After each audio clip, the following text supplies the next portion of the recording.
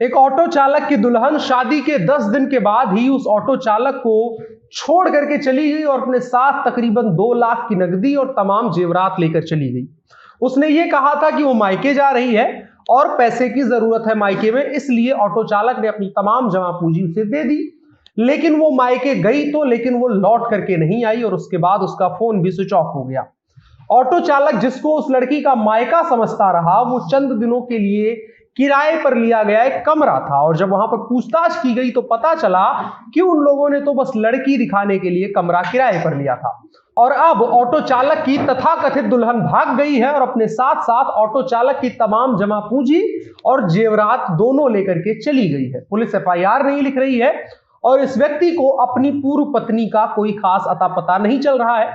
इसके अलावा भी बहुत कुछ है इस खबर में जिसके बारे में आपको बताते हैं। कमला नगर के रहने वाले एक ऑटो चालक की दुल्हन, जिससे 10 दिन पहले ही उसकी शादी हुई थी, वो 1.5 लाख रुपए की नकदी और तमाम गहने जेवरात लेकर फरार हो गई। ऑटो चालक ने पहले फोन से संपर्क करने की कोशिश करी, कुछ दिनों तक बात हुई और उसके बाद फोन स्विच ऑफ हो गया।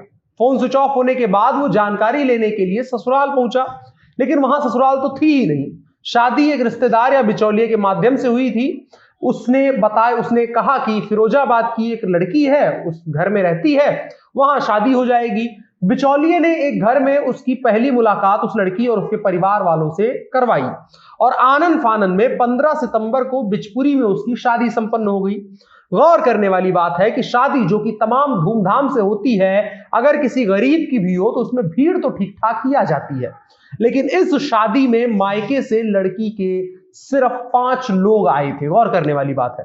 शादी हो गई, ऑटो चालक की पत्नी घर आई और शादी के 10 दिनों के बाद 10 दिनों तक उसके साथ रही और 25 सितंबर को पत्नी के भाई का फोन आता है ऑटो चालक को। उसने कहा कि अपनी बहन को वो घर ले जाना चाहता है और साथ ही साथ उसने 1.5 लाख रुपए की जरूरत की बात बताई और कहा कि अभी दे दीजिए, कुछ दिनों के बाद लौटा देंगे। अब ऑटो चालक ने ससुराल के प्रति अपनी जिम्मेदारी समझते हुए वो रकम दे तो दी। उसकी पत्नी का भाई घर आया बहन को लेने के लिए। 1.5 लाख रुपए तो लेकर के गए ही, पत्नी ने साथ में सारे जेवरात भी पहन लिए और कहा कि पहली बार ससुराल जा रही हूं तो पहनना जरूरी है। इस बहाने से तमाम जेवरात और पैसे लेकर के वो लोग चले गए और कहा कि पहली बार मायके जा रही हूं, पहनना जरूरी है। और इसी बहाने के साथ वो तमाम चीजें अपने साथ लेकर के चली गई और उसके बाद कभी लौट करके आई ही नहीं।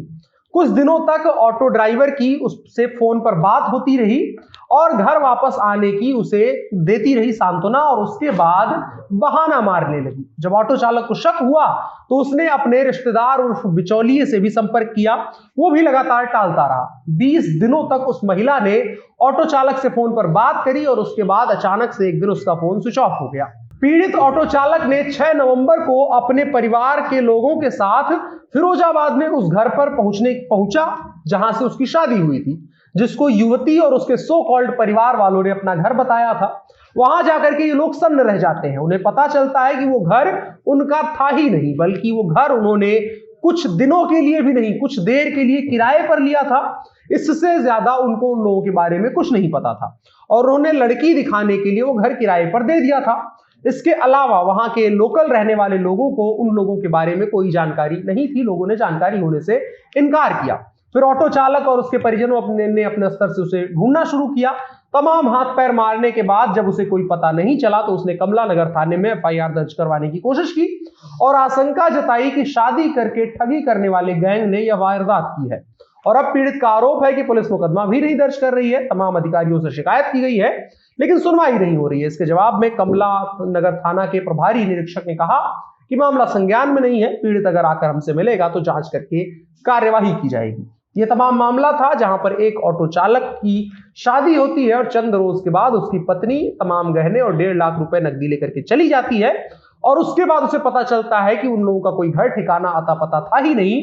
उसने एक ठगी करने वाले, जो शादी करके ठगी करते हैं, उस गिरोह से शादी कर ली थी। अगर आप भी शादी करने वाले हैं और ऐसी कोई शादी करने जा रहे हैं तो यहीं रुक जाइए, और अगर नहीं करने जा रहे हैं तो इस वीडियो को शेयर करिए और उन तमाम लोगों को बताइए कि भैया शादी करने में जल्दीबाजी मत करिए, थोड़ा देर हो जाए लेकिन ऐसी अंधेर आपके साथ ना हो। वीडियो में कमेंट करके बताएं अगर आपकी जानकारी में ऐसी कोई घटना हो या आपका कोई अनुभव हो, और साथ ही साथ इस वीडियो को साझा भी करें। मेरा नाम अनुराग मिश्रा है, आप जनता जंक्शन देख रहे हैं। कैमरे पर मेरे साथ ओम प्रकाश हैं। शुक्रिया।